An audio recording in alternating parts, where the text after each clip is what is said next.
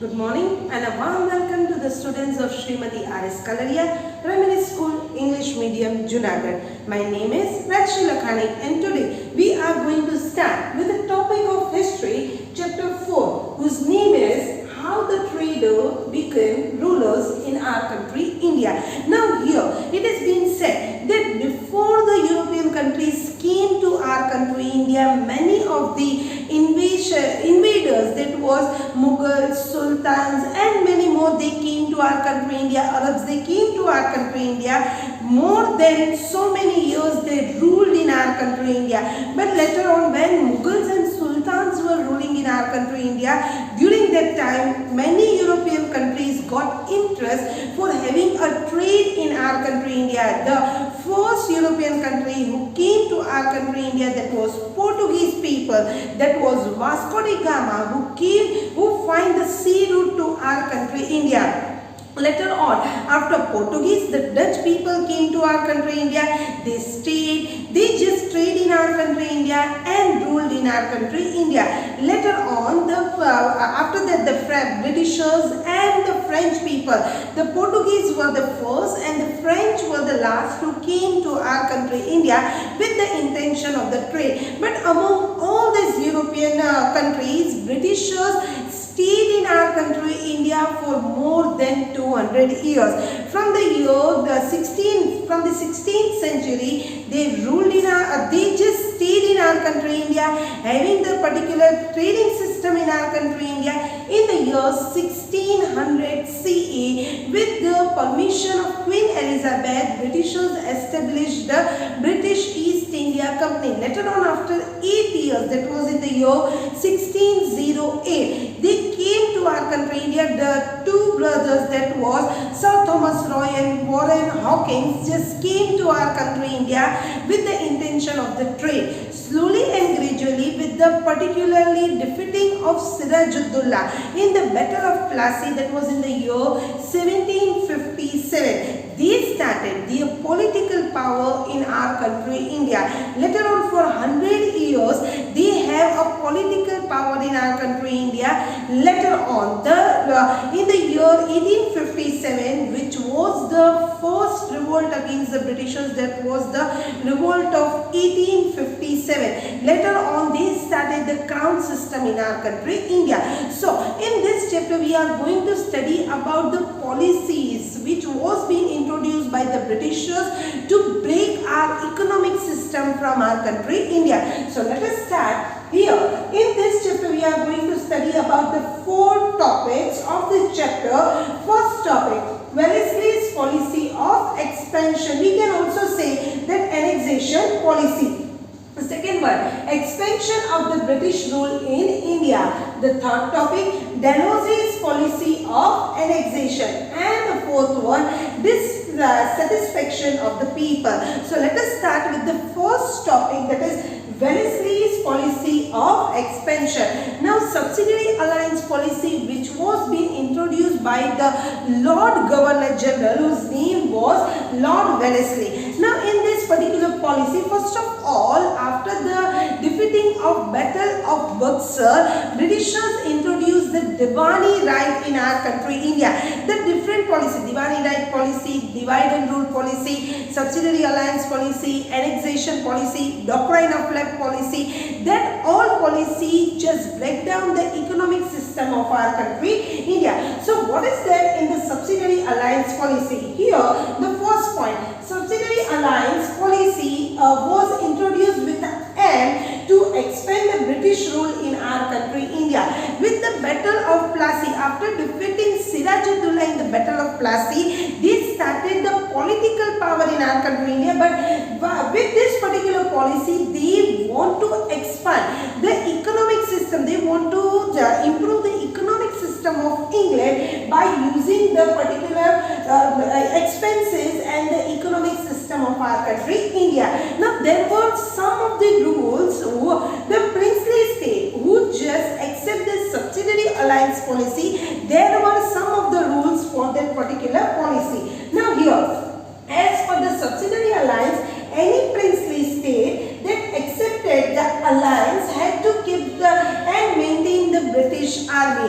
The person, the king or queen who accepted the subsidiary alliance policy, the first rule for the subsidiary alliance policy that Indian king only have to maintain the British Army and just dispose, or we can say demolish the Indian Army which was being controlled by the princely state. Now the third point, also they had to keep a British representative in the royal court. Now first of all, it was being in the subsidiary alliance policy, it was a rule made by the British East India Company that whosoever princely state is accepting the subsidiary alliance policy, they have to maintain not on Indian Army, they have to maintain the British Army. So their salary, their allowances, their expenses, all was being maintained by the Indian or the princely state. But whenever Britishers need the help of that particular British Army, without any hesitation and without saying no, they have to send the princely states,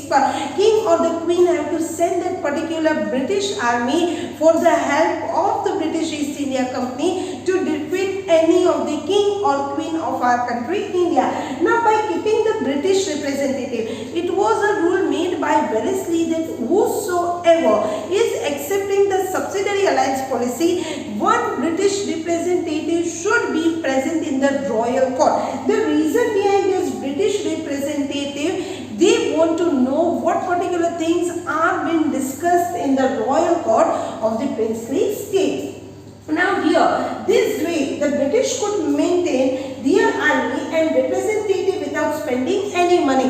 They don't have to buy the particular person who is accepting the subsidiary alliance policy. They have to buy hook or crook, maintain the British Army along with one representative in the court. So all the expenses which was to be maintained by British East India Company was being fulfilled by the princely state. On the other hand, the princely states were not allowed to utilize the army at their own will. If they desire also, they were not allowed to utilize their Indian army by their own. Thus, this system which made many feel secure in the beginning made them enslaved and threatened. The people, the princely state who just very excited want to join the this subsidiary alliance policy, slowly and gradually they come to realize that this is the benefit for the Britishers, not for the Indians.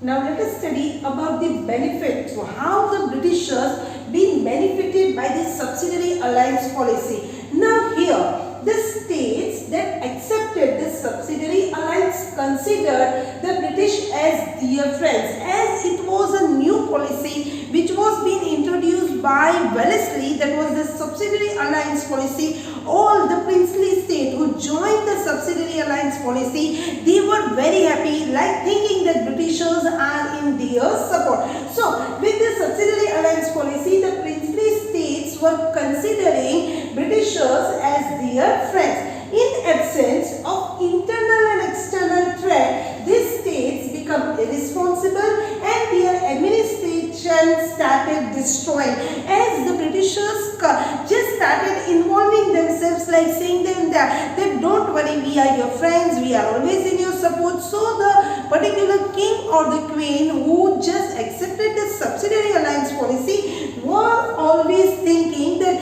as Britishers are in our support, we are not having any tension of any of the princely state for any surprise attack, and because of that only they just become irresponsible from the internal and external affairs of their administration. Now here it is being said, the British got an excuse. Now their intention was that by making the princely state insecure, or just making them thinking that they are the Britishers are their friends, but actually their intention was to just weaken our economic system of our country, India. So here the British got an excuse to start interfering into the internal affairs of this state on the pretext of putting an end to the anarchy.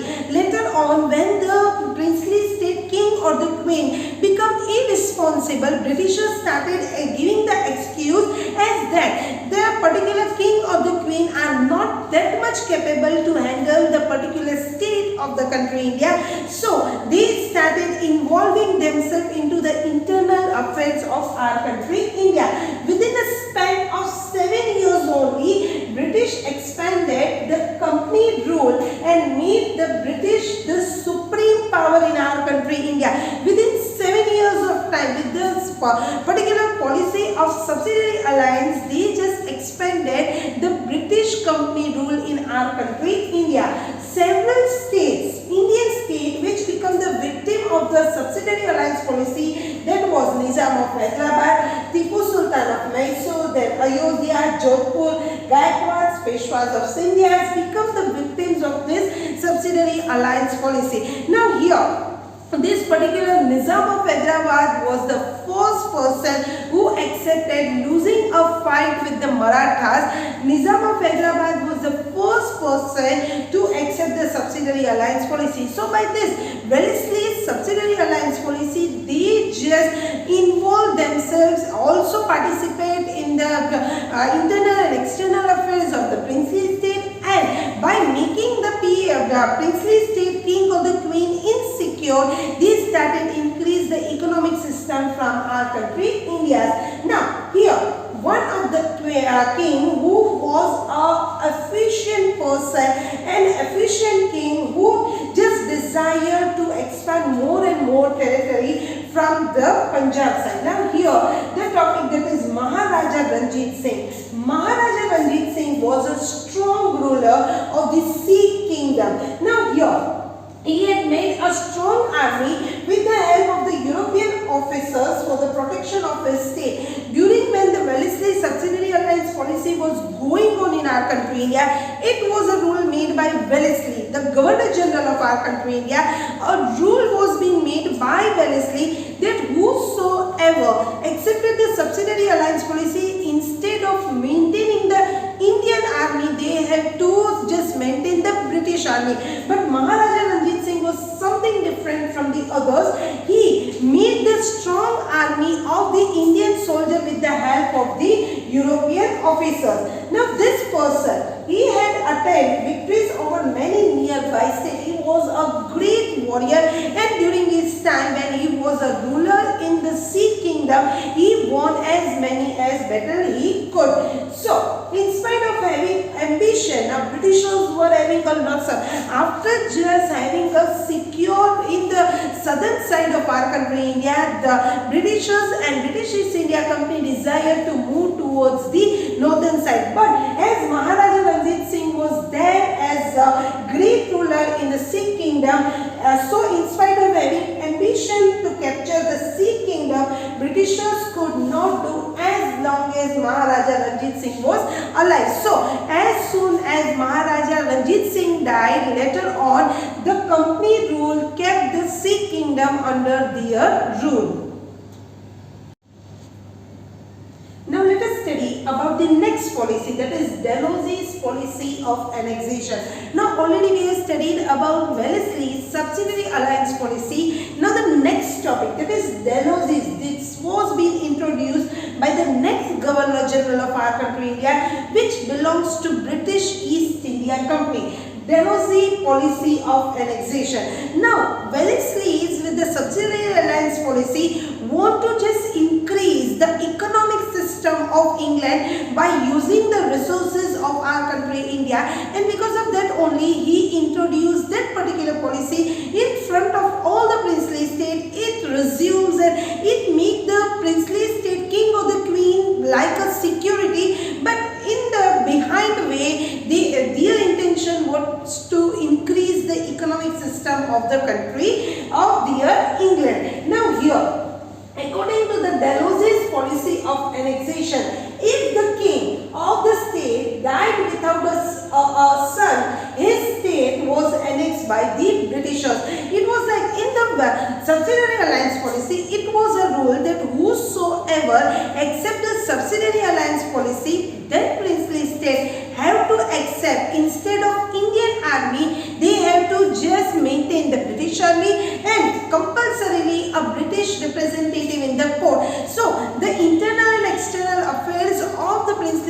was completely destroyed, and with the policy of doctrine of lapse and the annexation policy, they just Dalhousie just said no to the particular king or the king who after dying that particular king, if the adopted child is there, that is not allowed to sit on the throne. Now here also some of the states were annexed on the pretext of putting an end to the anarchy.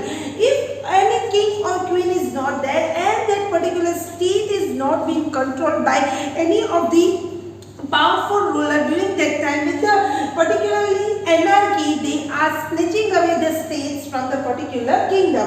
Now who become the victim of this subsidiary alliance policy, that was Satara, Jhansi, Nagpur became the victim of the policy of annexation. Now Wellesley was a person who wanted to start the subsidiary alliance policy and to have more and more increase in the economic system of the England. Now here reforms were made by Dalhousie in India. Now these are the particular 6 reforms made by Dalhousie which creates a nationalism in our country, India.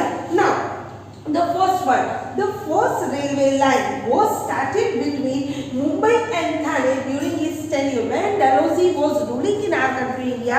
In the year 1853, there was a particular first railway line started in our country, India. Now the second one, wireless system between India and England was introduced in the year 1854. The reason behind starting the wireless system between India and England to have more and more smooth administration in our country, India.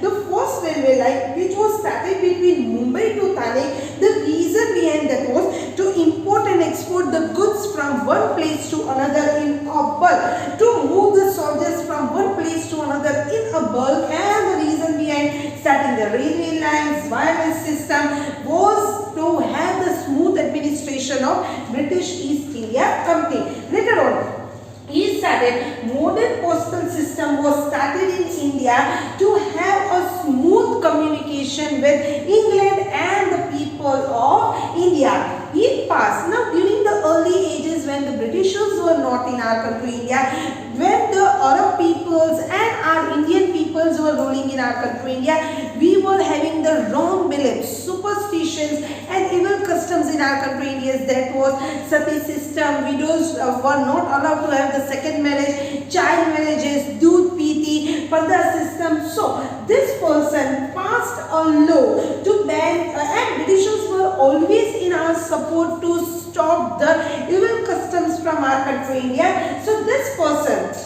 passed the law to ban child marriage and advocated widows to have the remarriage. So after that particular rule, there is a fixed date, eligible age for the girl of 18 years to have the marriage and the boys have 21 years to have the marriage. Now English education spread in India during his tenure. Now English education, their intention was that if the people started having the English education, the communication among the people should be smoothly and easily. And in the year 1857, which was the first revolt against the Britishers from our country, India, the first 3 universities in India were established in Mumbai, Chennai and Kolkata, and later on that creates a dissatisfaction among the people of our country, India.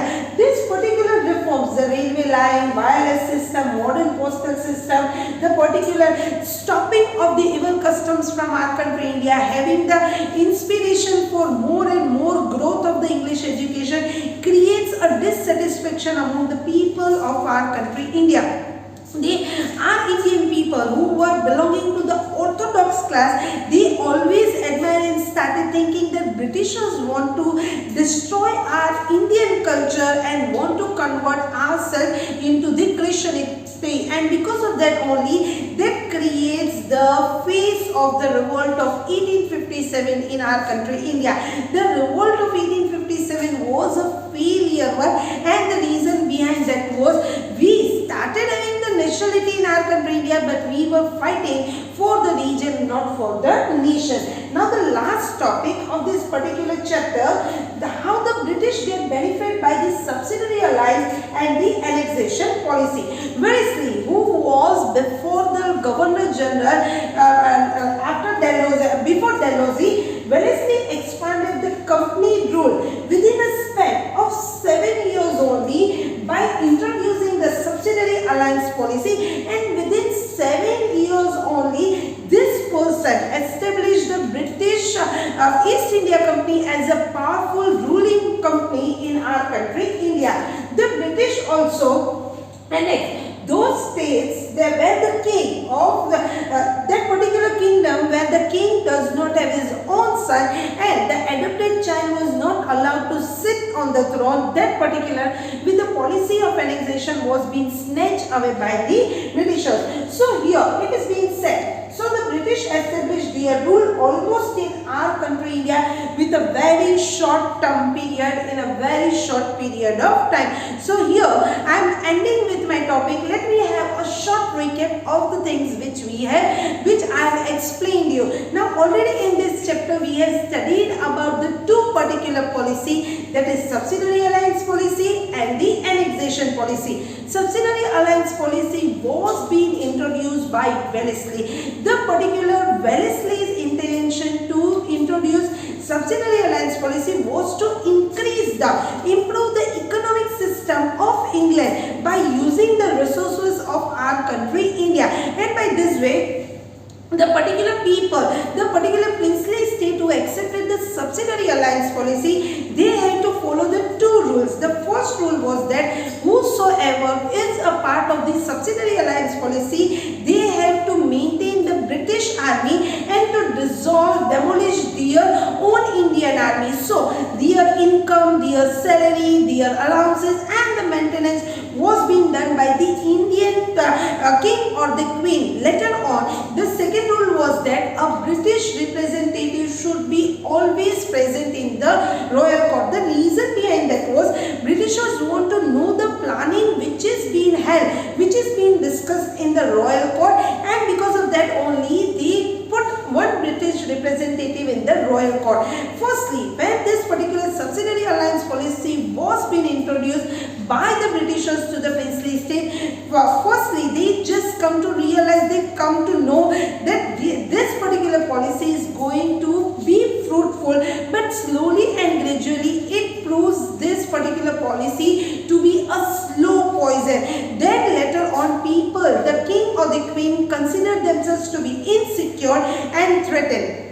Later on with the policy of annexation. In a particular policy of annexation which was being introduced by Dalhousie, it was a rule that if a king does not have his own son, adopted child is not allowed to sit on the throne, and because of that only Satara, Jhansi, Nagpur, where there is an adopted child to be allowed to sit on the throne with the policy of annexation, that particular state was being annexed by Dalhousie. So here, slowly and gradually with the subsidiary alliance policy, the princely state become just relaxed, irresponsible towards their administration of the state, and that gave the chance to the Britishers to pay their lag, to just interfere in the internal and our external affairs of our country India.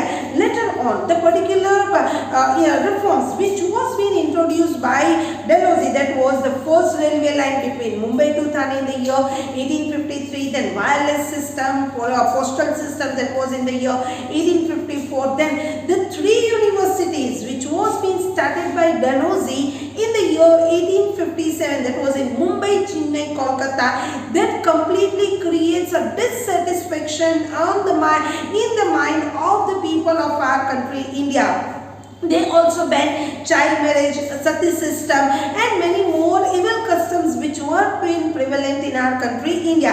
So the people of our country India come to know, and they were realizing that Britishers want to kill our Indian culture and want to change our Indian culture into the Christianity. And by this way we have completed with the benefits of the subsidiary. With the subsidiary alliance policy, Wellesley want to expand the British rule, and with the annexation policy, they were snatching away with a force the states from our country, India. So here I am ending with my topic. Thank you and have a nice day.